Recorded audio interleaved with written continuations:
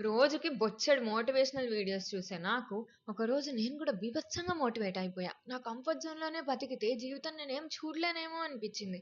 అందుకని నా comfort zone నుంచి దాటి ఏదన్నా పని చేద్దామనుకున్నా. తీరిగ్గా ఫస్ట్ షోకెళ్ళే నేను కంఫర్ట్ జోన్‌ని దాటేసి మార్నింగ్ 8:00 షోకెళ్దామని చెప్పి డిసైడ్ అయ్యా.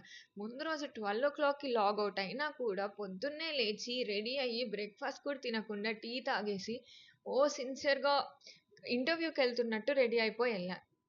నేనేమో లేట్ అయిపోతానని చెప్పి ఫాస్ట్‌గా ఎళ్తే, అక్కడికి మా ఫ్రెండ్స్ వచ్చేసరికి ఇంకా లేట్ అయింది.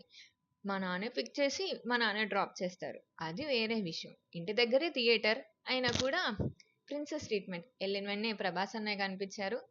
Just 'Prabhas' okay. దాని తర్వాత మన 'పవన్ కళ్యాణ్' గారు. His presence is just awesome.